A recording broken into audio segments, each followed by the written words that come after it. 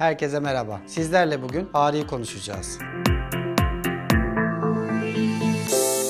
İnsanın ağrısı neredeyse canı oradadır derler. Peki gerçekten öyle mi? Sizlere bunları açıklayacağım. Yaşadığımız ağrıları öncelikle ayırt etmeyi öğrenmemiz gerekiyor. 3 tip ağrı vardır. Bunlardan bir tanesi akut travma sonucu, işte düşme, çarpma, yanma, batma şeklinde oluşabilir ya da bir spor sakatlığı olabilir ya da bir ağır kaldırma sonucu olabilir. Örnek verecek olursak elimizi ateşe değdirdik yanlışlıkla ve elimiz yandı ya da parmağımıza bir şey battı ya da biz spor yaparken bacağımıza bir darbe aldık ya da ayağımızı burktuk. Örnekler çoğaltılabilir. Ev işlerinden örnek verecek olursak işte kanepeyi çekerken belimi zorladım, rafları yerleştirirken boynumu zorladım, perdeyi takarken sırtımı zorladım gibi. Biz bunun sebebini biliyoruz. Ağrımızın sebebini biliyoruz. Maksimum 6 hafta sürecek akut bir ağrıdan bahsediyoruz. Bu ağrı açıklanabilir bir ağrı. Bunun tedavisinde de insanları istirahat ettirme ve ağrıyan bölgeyi kullandırmama üzerine biz gideriz. Zaten beyin de size acıyan yeri kullanmamanız için sürekli uyarı gönderir. Örnek verecek olursak ayağınızı burktunuz. Siz ayağınızın üstüne bastığınız zaman inanılmaz bir ağrı hissedersiniz. Bunun sebebi beynin orayı korumaya almış olmasıdır. Bu tarz ağrılar yani nosiseptif dediğimiz akut ağrılar maksimum 6 hafta ile 12 hafta arasında biter. İkinci ağrı çeşitimize gelecek olursak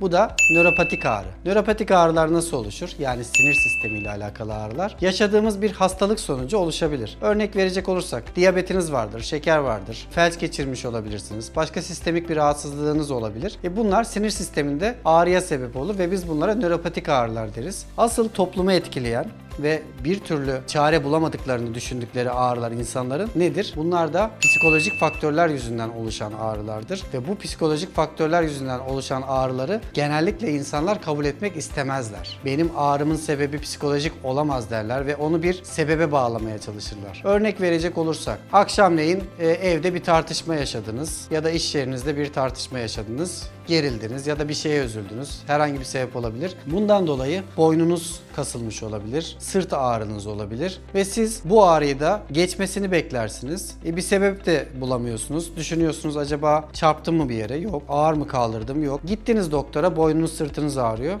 Doktor sizden illaki bir MR görüntülenme, kan testi isteyecek. Sonrasında doktor size MR'da da boyun fıtığı teşhisini koyunca birden aklınız oraya gidiyor. Artık bende boyun fıtığı var. Bu ayrı bir psikoloji, ayrı bir stres başlıyor. Fıtıklarda evet kol ağrı vurabilir, boyun fıtığında, bel fıtığında bacağı ağrı vurabilir. Ama bunun her zaman sebebi fıtık olmayabilir. Bazen gerilme, aşırı kas gerilmesi ve kaslardaki tetik noktalara ya böyle bu tarz yansıyan ağrılar yapabilir. Doktorlar da bunu medikal faktörlerle örtüştürdüğü zaman senin fıtığın var, seni ameliyat etmem lazım. Senin fizik tedavi alman lazım, şu ilaçları kullanman lazım dediği zaman siz ona inanmak istiyorsunuz. Evet benim ağrımın sebebi bu. Anlatalım. Boyun sırt ağrısı olan bireye gitti, teşhis koyuldu, boyun fıtığı var. Evet güzel. Peki şimdi boyun fıtığı tedavisi oluyor bu kişi. Ağrısının kaynağını doktor ona bulmadı, söylemedi, detaylı hikaye almadı ve 2 hafta önce yaşadığın stresten dolayı bu olmuştur dese bile bakın hands off teknik deriz biz buna hani elleri kullanmadan. Hastaya bir kişiye ağrısının sebebini buldurabilirsek, neden ağrısının olduğunu, nasıl başladığını bulabilirsek o zaman çözmesi çok kolay. Bazen bunu hatırladıkları zaman bile rahatlamaya başlıyorlar. Karşısındaki doktor hastaya şunu derse, bakın evet sizde fıtık var. Evet bu fıtık bunu yapabilir.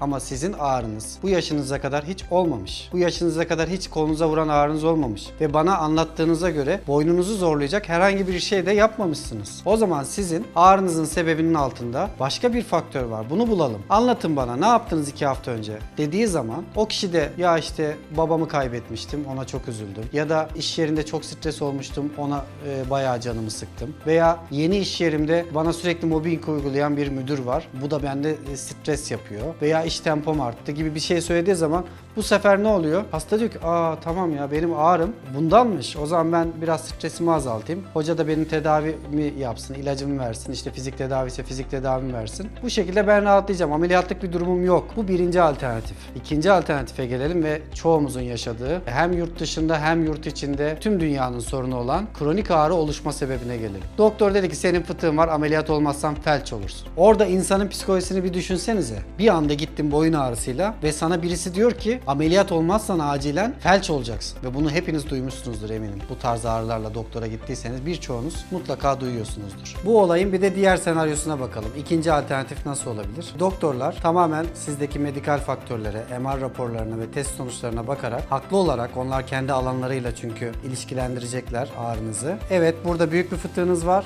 ve ameliyat olmanız lazım. Olmazsan felç olma riskim var. Teknik olarak doğru bir cümle ve siz bunu duyduktan sonra bütün dünyanız bir anda değişebilir. Maalesef ki bizim toplumda şöyle bir anlayış var. Ameliyat olun bitsin. Böyle bir sebepten gidip doğru endikasyon olmadan, doğru sebep olmadan, burada işini mükemmel yapan doktorları tenzih ederek söylüyorum. Boş yere ameliyat olan hastalar var. Ameliyat oluyor ama ağrısı geçmiyor. Çünkü ağrıya sebep olan o stres faktörü devam ediyor hayatında. Eğer evde bir stresi varsa o devam ediyor. İşte bir stresi varsa o devam ediyor ve ağrı yayılarak büyümeye devam edecek. Bu kişilerde tedaviler işe yaramazsa eğer boyun ve sırttaki olan ağrısı yavaş yavaş bele inecek, kalçaya inecek. Sonra sistemik problemler oluşmaya başlayacak. Sistemik problemler nedir? Örnek verelim. Mesela uyku bozuklukları, mesela bağırsak problemleri, mesela sindirim problemleri, mesela yeme alışkanlıklarının değişmesi. Birçok sistemik problem oluşabilir ve depresyon yavaş yavaş kendini göstermeye başlar. Bu ağrıların sebebi psikolojik diyecekler. Hasta bu sefer de psikiyatri servisine yönlendirilecek. Aslında sağlıklı bir toplum olmanın yolu bu tarz problemleri kökünden çözmekten geçiyor. Yani ağrıların kökenine inmekten geçiyor. Biz de